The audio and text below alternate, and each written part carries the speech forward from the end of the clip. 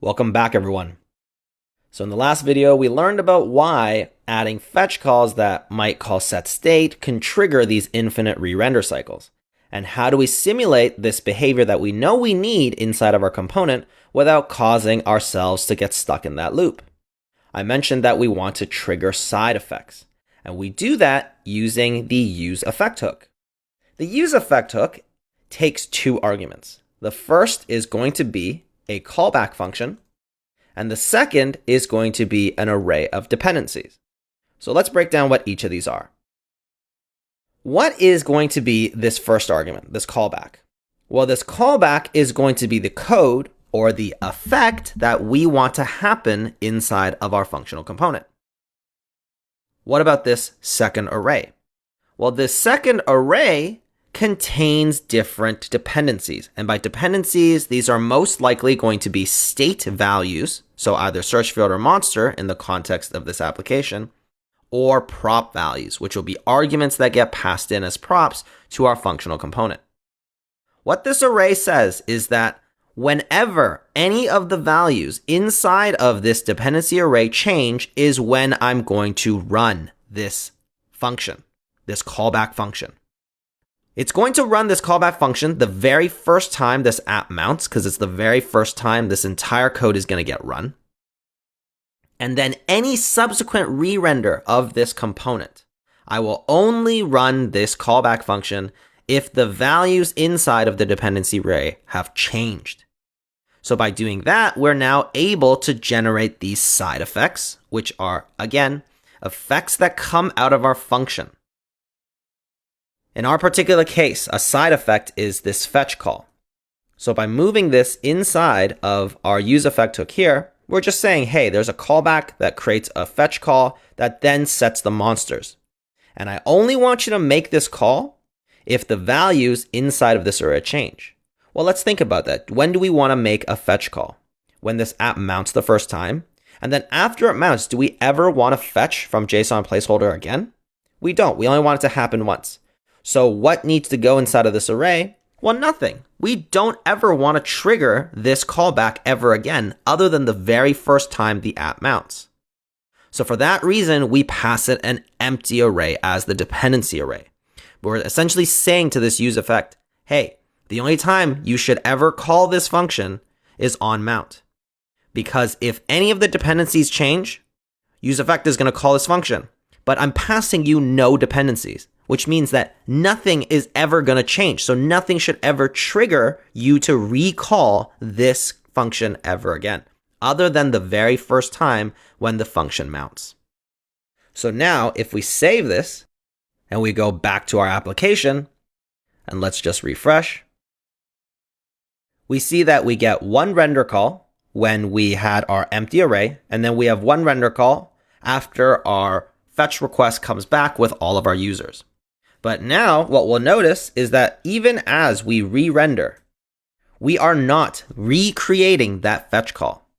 And just to be clear, let's add a console.log in here just so that we're sure that our effect is not firing more than once. I'm just going to say effect fired in here. We come back. We see that we have our initial effect fired. And now, as we type, the effect never fires again. And this is exactly what we want out of our useEffect. So here we have an example of what it's like to pass an empty array to our useEffect hook. Let's take a look at a way that we can actually leverage this functions array so that we can get a better understanding of some more complex use cases of this dependency array. Another thing that we know that we need to do is we need to update the filtered monsters. Here is something that is interesting about filtered monsters. To those of you that are savvy and have understood what we've talked about when it comes to these functions rendering top to bottom, what we know is that every time this function runs, this filtered monsters array is getting rebuilt, even if the monsters array has not changed.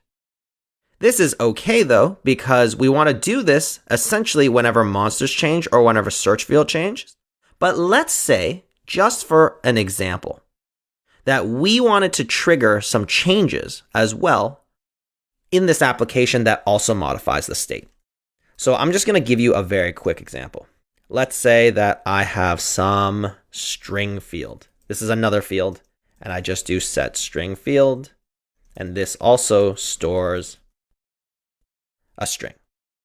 And let's just create another search box, and inside I'm going to generate const on string change, and it's going to be very similar. It gets an event, and all we're going to do is that we are just going to set the string field value whenever this event fires target.value. And I'm going to pass this into this second search box. I'm going to call this, in fact, I'm going to get rid of this class name just so that we can visually see something different. And I'm just going to set this placeholder as set string.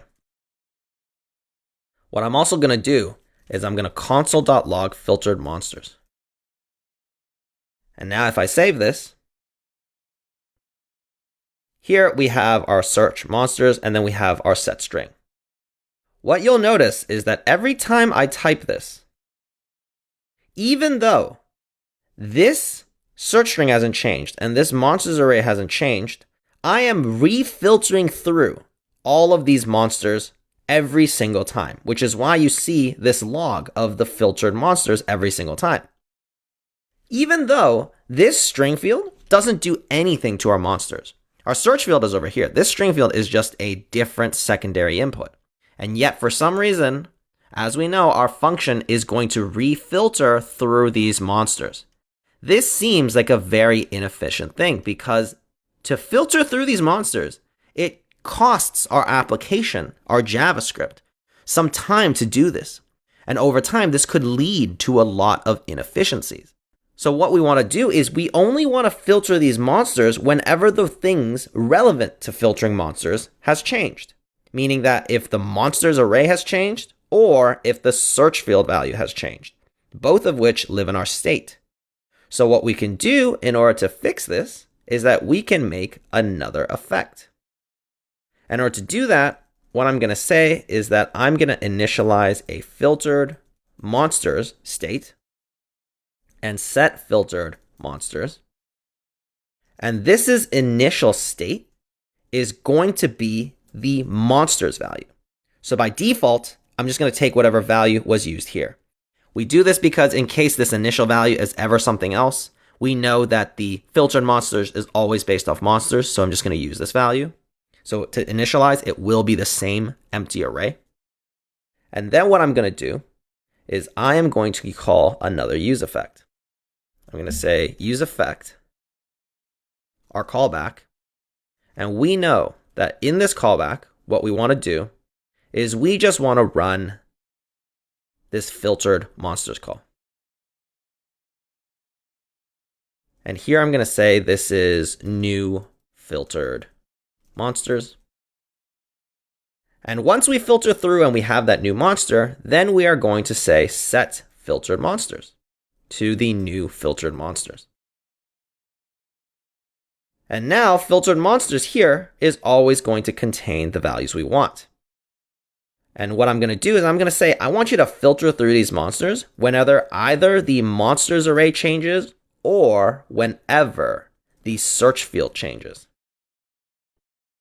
And just so that we can see, let's also just add a console log inside of this effect to make sure that we're not firing this effect whenever this string field value is being updated. Not our search field, but our string field. So here I'm going to console log effect is firing.